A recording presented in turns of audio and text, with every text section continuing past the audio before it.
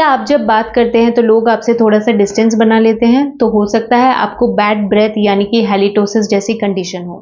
नमस्ते, मैं हूं डॉक्टर निपुणिका श्रीवास्तव और इस वीडियो में मैं 2 मिनट के अंदर आपको समझाऊंगी कि बैड ब्रेथ क्या होती है और इसे कैसे ट्रीट किया जा सकता है। लेकिन सबसे पहले ऐसे एक्सपर्ट डॉक्टर एडवाइस के लिए प्लीज दवाखाना को सब्सक्राइब करें। तो बैड ब्रेथ होती क्या है? बैड ब्रेथ को हम हैलिटोसिस बोलते हैं।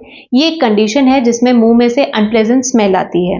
ये किसी भी एज ग्रुप वाले लोगों को हो सकती है, लेकिन कॉमनली देखी गई है उन लोगों में जो कि ओरल हाइजीन यानी कि मुंह में अच्छे से हाइजीन मेंटेन नहीं करते या फिर जिन्हें कोई डाइजेस्टिव डिसऑर्डर रहता है, उन लोगों में ये कॉमनली देखी गई है।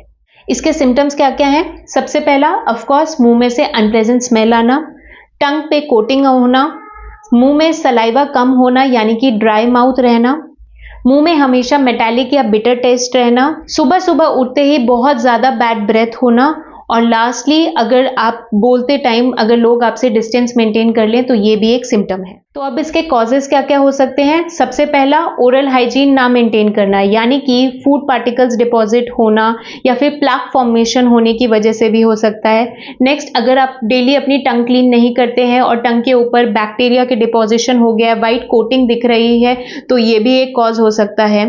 तीसरा हो जाता है गम डिजीजेस जिसे हम जिंजिवाइटिस बोलते हैं, यानी कि आपके गम्स में इन्फ्लेमेशन आना या फिर आपके दांत के सपोर्टिंग टिश्यूज जिसे हम पेरियोडोंशियम बोलते हैं उनमें सूजन आना, उसको हम बोलते हैं पेरियोडोंटाइटिस की कंडीशन। ड्राई माउथ यानी कि मुंह में ऑटोमेटिकली सलाइवा अगर कम बनता हो तो ये भी एक कंडीशन हो सकती है। बहुत ज्यादा स्मोकिंग या अल्कोहल कंज्यूम करने की वजह से भी हो सकता है। और लास्टली अगर आपको डाइजेशन की प्रॉब्लम हो जैसे कि एसिडिटी या गैस्ट्रोइसोफेगल रिफ्लेक्स डिसऑर्डर जिसकी वजह से आपका हमेशा एसिडिक मुंह रहता है, मेटालिक टेस्ट आता है, ये भी कॉज करता है बैड ब्रेथ को। इसके कॉमन मेडिकेशंस क्या क्या हैं? सबसे पहला antibacterial mouth wash, chlorhexidine mouth wash. अगर सलाइवा कम रहता हो, ड्राई माउथ रहता हो, तो हम नॉन शुगर च्युइंगम दे सकते हैं जिसकी वजह से सलाइवा सीक्रीट होता है। अगर डाइजेशन की कोई प्रॉब्लम है तो डाइजेस्टिव रिलेटेड ट्रीटमेंट हम देते हैं। और lastly treatment for the gum diseases दे सकते हैं। लेकिन प्रॉपर डायग्नोसिस के लिए अपने डेंटिस्ट या डॉक्टर से जरूर कंसल्ट कर लें। सेल्फ मेडिकेशन प्लीज ना लें। अब कुछ होम रेमेडीज, प्रैक्टिकल सॉल्यूशंस क्या क्या हो सकते हैं? नंबर 1, अपनी ओरल हाइजीन प्रॉपर रखें यानी कि रोजाना 2 टाइम ब्रश करें। इसके साथ साथ अपनी टंग को डेली टंग स्क्रैपर से क्लीन करना बहुत ज्यादा जरूरी है।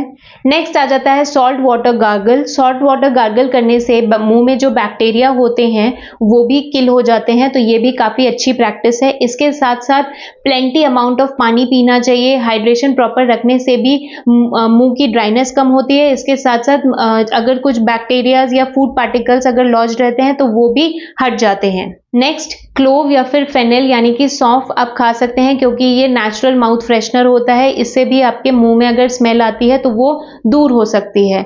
और लास्टली ऑयल पुलिंग यानी कि प्योर कोकोनट ऑयल को अगर आप मुंह में 2 मिनट रख के कुल्ला अगर उससे करते हैं तो ये भी देखा गया है, बहुत सारी स्टडीज में देखा गया है कि इसकी वजह से भी हैलिटोसिस की प्रॉब्लम जो होती है वो दूर हो सकती है।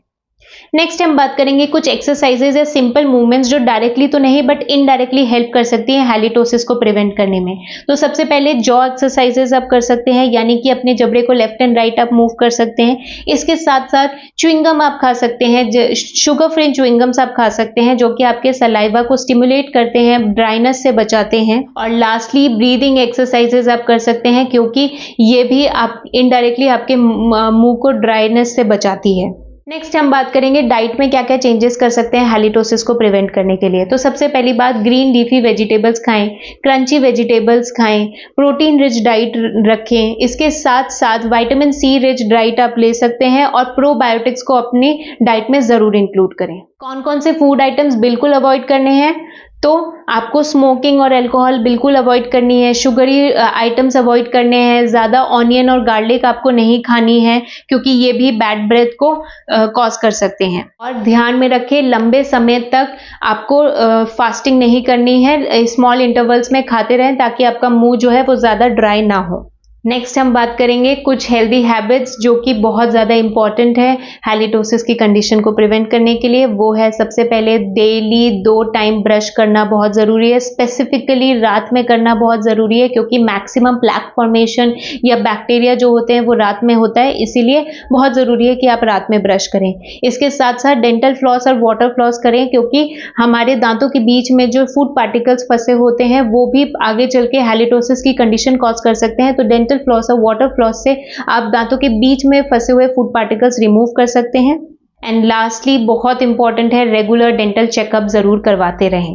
अब हम बात करेंगे कौन से वार्निंग साइंस हैं जिसमें आपको अपने डॉक्टर से तुरंत कंसल्ट करना चाहिए। तो वो है ओरल हाइजीन मेंटेन करने के बाद भी अगर बैड ब्रेथ रहती हो, फ्रीक्वेंट अल्सरेशंस होते हो, अगर आपका मुंह बहुत ज़्यादा ड्राई रहता हो, अगर आपका दांत बहुत ज़्यादा मोबाइल हो, या फिर आप ब्रश करते टाइम थोड़े से में ही आपके मसूड़ों में से खून अगर निकलता हो, तो ये सारे कंडीशंस को बिल्कुल इग्नोर ना करें और अपने डेंटिस्ट से ज़रूर कंसल्ट करें।